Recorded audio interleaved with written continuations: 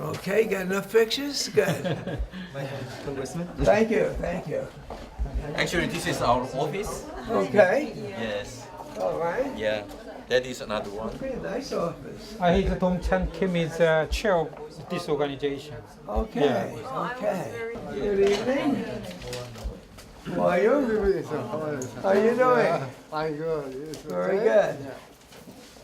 Madam? Yeah, madam. Mr. How are you? Sir. Good to see you. See you. Happy New Okay. Year. Do you remember singing Body So Young? But yes, it was a reception. New Jersey. Yes. You were beautiful. Yes. And you sing professionally too. I remember it well. Nice to meet you. My pleasure. It's My okay. pleasure. Great to meet you. Hey. Yeah, Kim from Women in Need Center. From where? Women in Need Center. Okay, that's wonderful. Nice to meet you. I'm from Federation of USA, National Association Korean. Good, good, good, good. Okay. Before we start anything, I want to introduce Mr. Dong-chan Kim, who is the president of Korean American Civic Empowerment. He will deliver a kind of thank you message. To Good evening. My name is Dong-chan Kim, the president of Korean American Civic Union. First, I would like to thank Congressman Rangel for visiting to the Korean American community and meeting with the community leaders.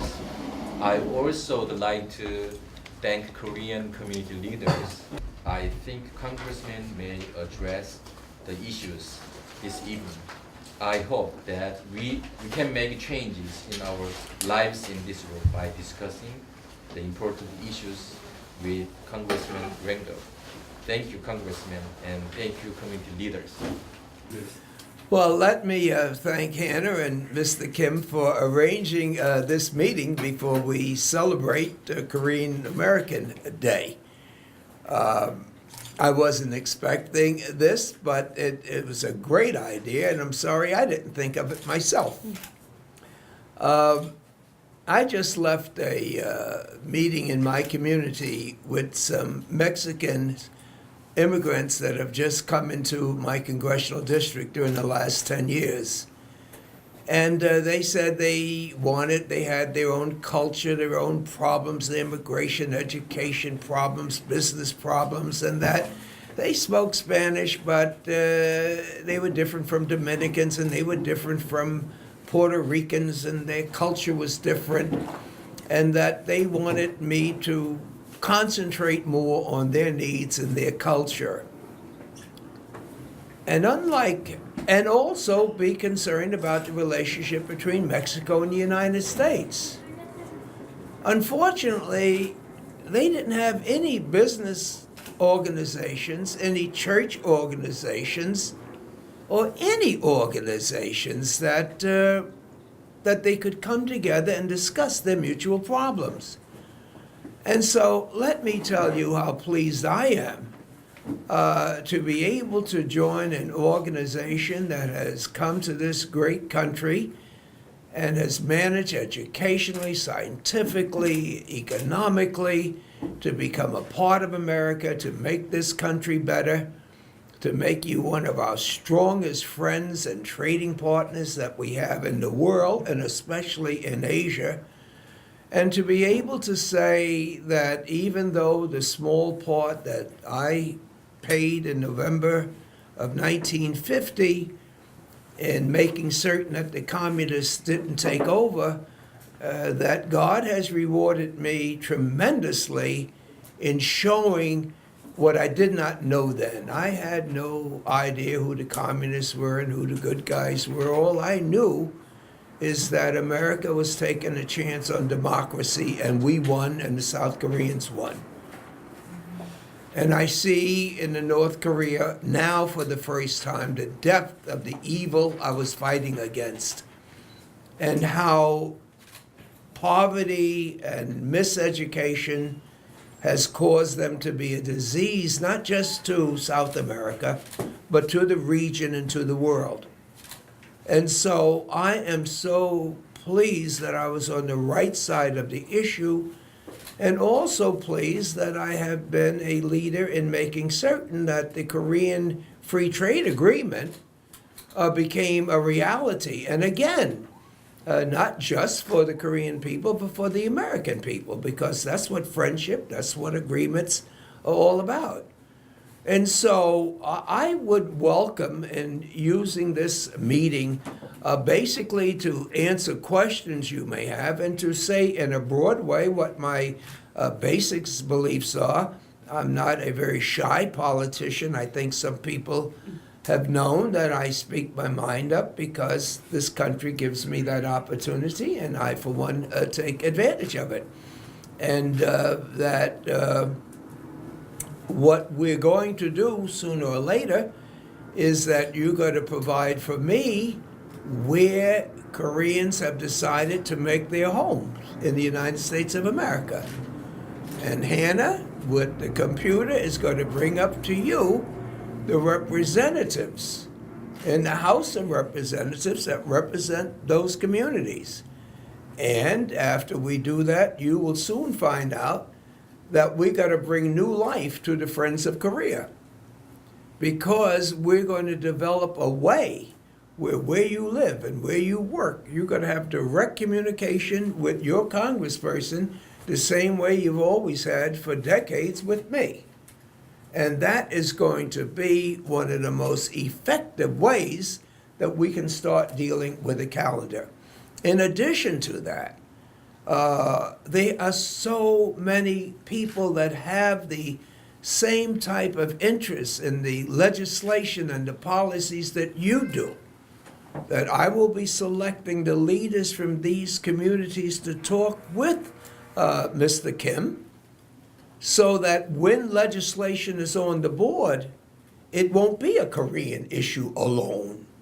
It would be an issue that all of these people have individually, but when it reaches the floor, it would be a quilt, a group of unity of people that have the same thing.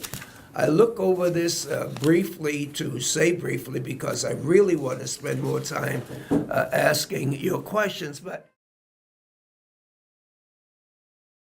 when you talk about the DREAM Act, you know, how embarrassing it is for me as an American to say that the parents from wherever, Mexico, Korea, anywhere, decided that they wanted to come to my country.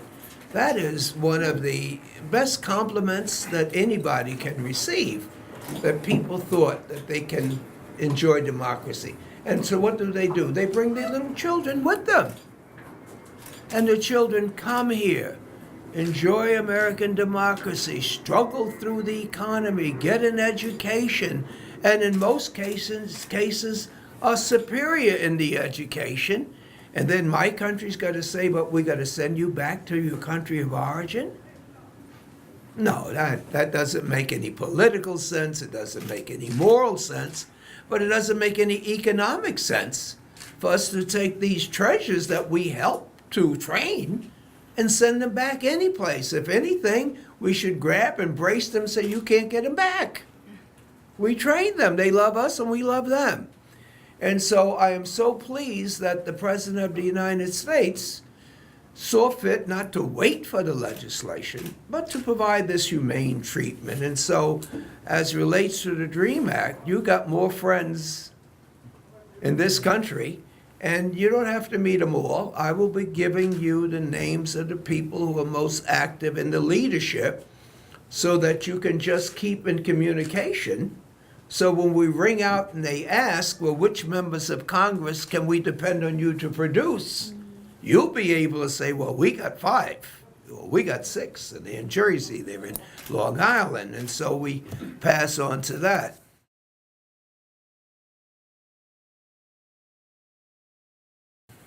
Comprehensive immigration reform, it's a strange thing about America, but every group that comes to America since Columbus resents the next group that comes. You know, the only people that lose out in this whole thing are the American Native Americans, you know, because they're the only ones that are entitled to say, we don't want you here.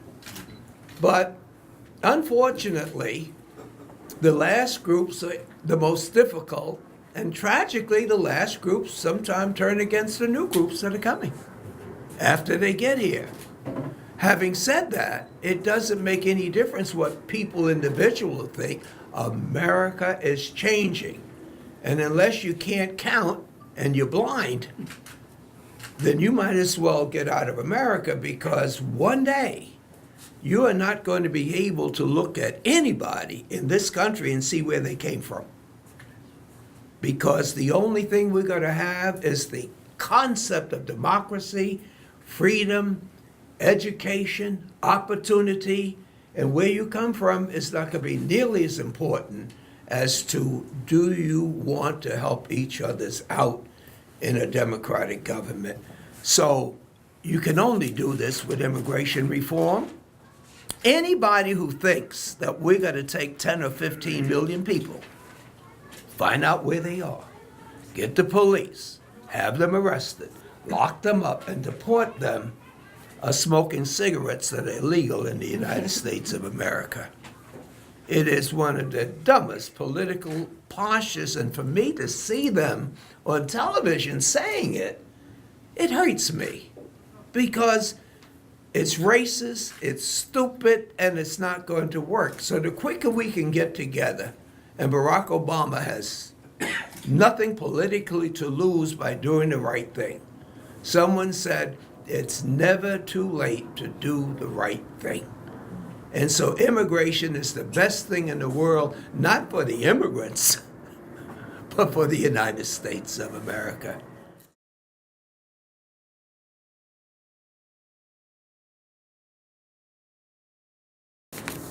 The E3 visa category for South American professional workers is more difficult because you got a political problem here.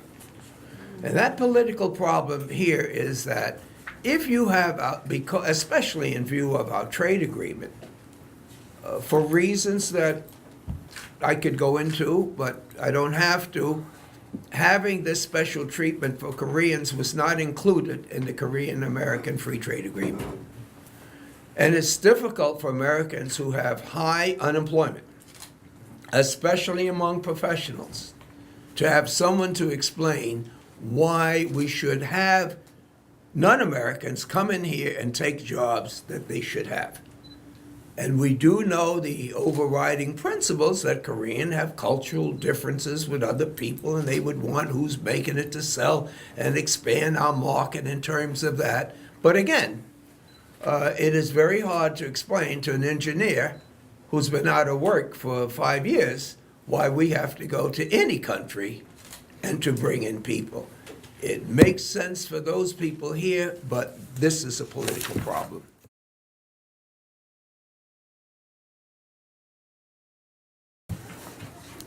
The North American nuclear threat, I don't know what the answer really is, because my solution to the problem is a little different from most people. To me, Communist China is responsible for all of this. All of this. To me, Communist China was responsible for the invasion of South Korea. Communist China is responsible for the support of the North Korean government. Communist China allows this renegade nation to get into nuclear warfare. Communist China allows them to shoot down, to sink Korean ships, to have a spy system in South Korea. North Korea doesn't have the ability to survive economically if it wasn't for the support that they get from China.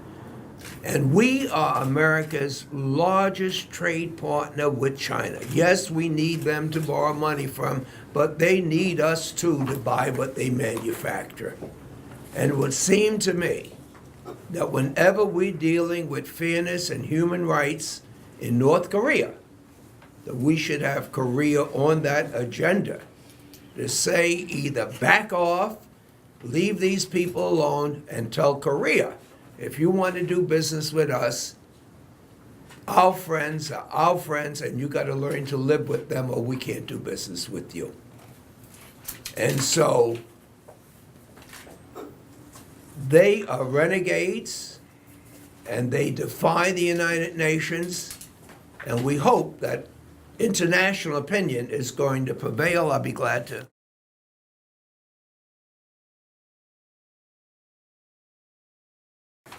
Reunions of humanitarian families, not since the American Civil War. I hope some of you have seen this picture of Lincoln. Have you? You see Lincoln, you see a lot of Korea. Where people with the same blood, the same culture, the same language, somebody draws a line and says you're separate. And then someone trains you not to like the other person, and they train them not to like you, and then they kill each other. I don't care what your religion is, somebody's got to say when Judgment Day comes and we have to answer to somebody that this is wrong morally. People who God allowed to be brothers and sisters should remain brothers and sisters, and that is that. Now, what it takes for a country to maintain national security, and whether you're from the left or the right or conservative or liberal, these are political answers. But at the end of the day, there is no excuse for humankind, not North Koreans and not South Koreans, but humankind, not to say that brothers and sisters and their extended family should not be one country and one people. So I don't know what this means in saving the alliance, and humanitarian family reunions. But emotionally, I feel one of the most tragic things that you can do is take a pencil and take a map. And they did it in Africa. The Europeans just cut up the whole thing the way they want it. And I think that's wrong. I think it's morally wrong for people who have the power, political power, to do this to people. Whether it's in Korea or whether it's in Africa, we should have people united.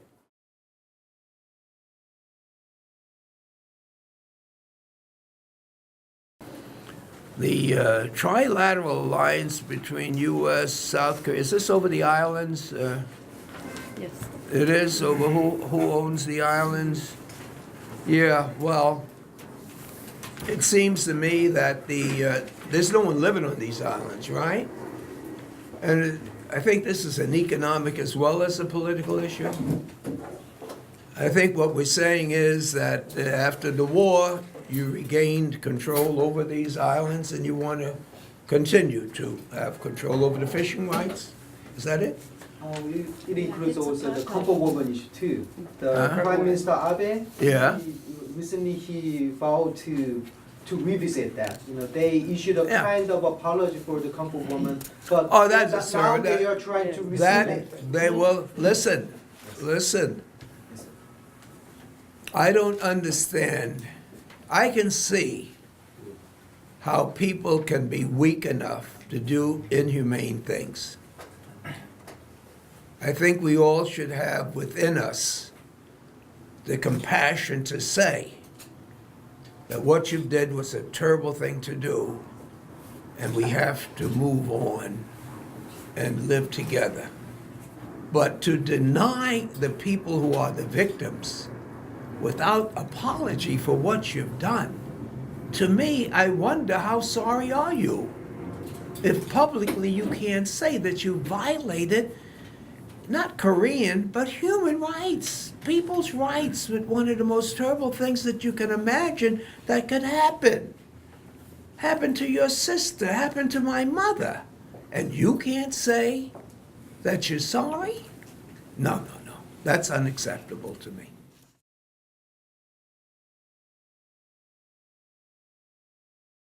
On television this morning, and naturally the reporters are saying, every time there's a mass shooting, there's always this political attempt that we got to do something about it.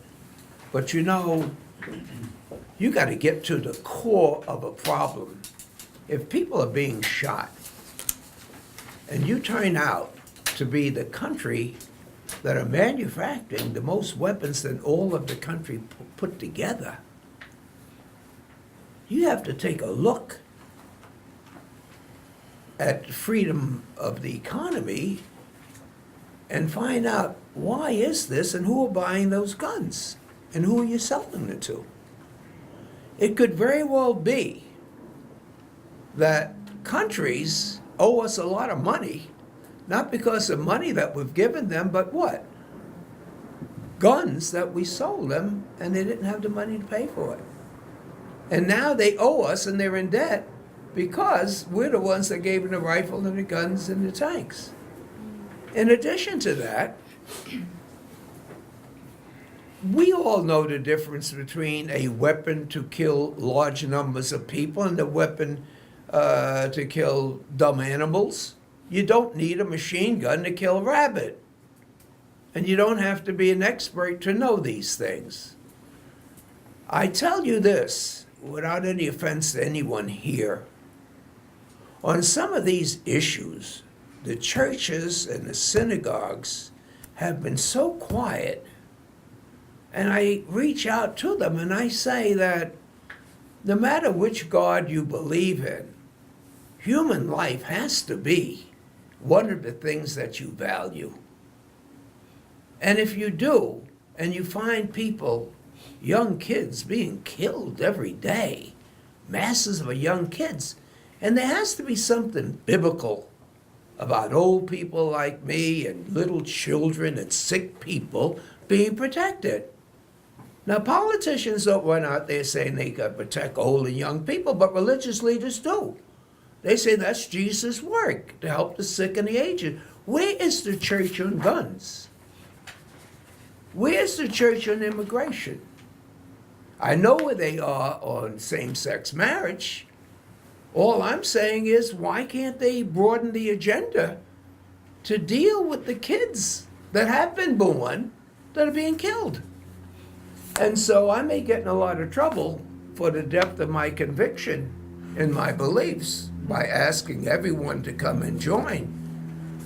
But you can believe that if they come after me, I'm going to come to you and ask for help. Because I really believe that we all have an obligation. It's not just politicians, it's for everybody to say, not in my country. And so, I want to go beyond these policy priorities and to be able to do things that would include a lot of members of Congress, because every member of Congress can bring that community closer to their city council people and to their state legislative people. And rather than just wait until there's a problem that you want to resolve, why can't we work toward just making it a better community, to get to know each other better, to work together better, improve the education, improve the job opportunity, and then guess what? We'll have less of these problems.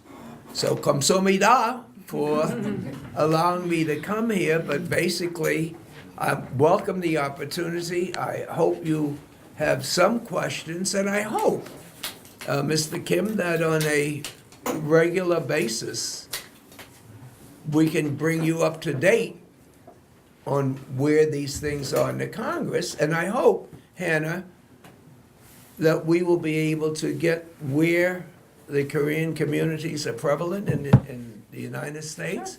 And we will send you information on the elected officials, okay? And I'll be glad to call them together, because we got 84 new members of the House of Representatives, and I don't know half of them, so this will give me an excuse to meet them. Thank you.